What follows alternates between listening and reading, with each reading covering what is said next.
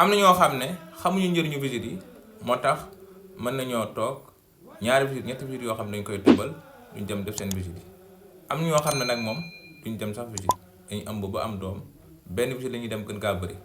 wala boo leen gisee daa fekk ñu nekk travail. ki dee laaj mu ne visite yi ban njëriñ la am ngir tontu ci laaj bi dañ la wax lan mooy visite pour ñu ko xamul. dañ la wax également ñaata visite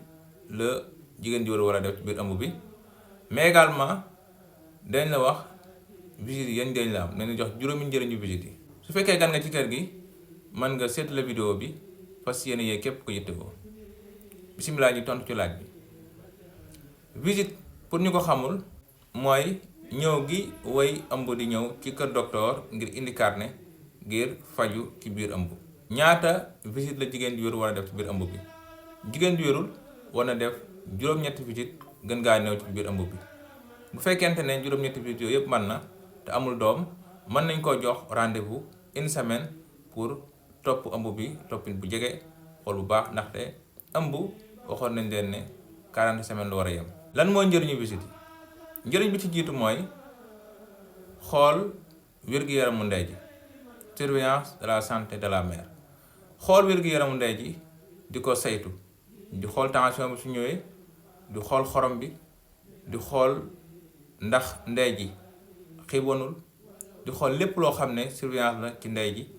xool bu baax fekkente ne gis la ñu war a mën a topp ñu topp ko balaa mu indi complication. beneen bi moom mooy suivi du développement fœtal maanaam ñu mën di topp doom ji ci échographie yi nga xam ne moom lay def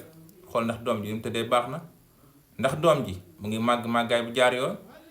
ndax doom bi amul benn jafe-jafe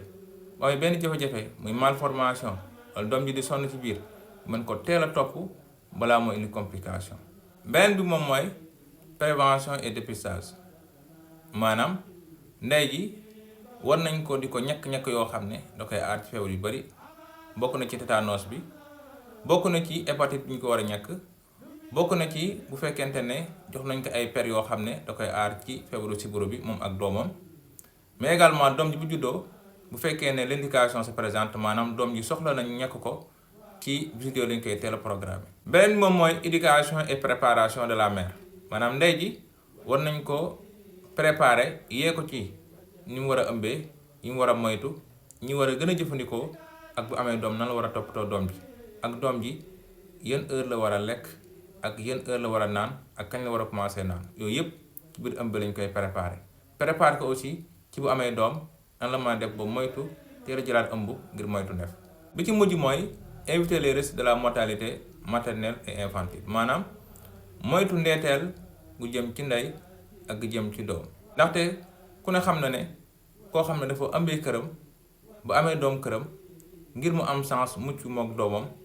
day wàññeeku lool par rapport ak ki nga xam ne dafa ëmb dem hôpital def visitam amee doom hôpital mu jël ñàkk bi mu war a jël yépp kooku mooy ëpp chance ndey ji mucc doom ji mucc. mbokk yi tontu bi loolu woon bu fekkee am nga laaj mën nga ko bàyyi ci commentaire yi pour yeneen vidéo jërë ngeen jëf.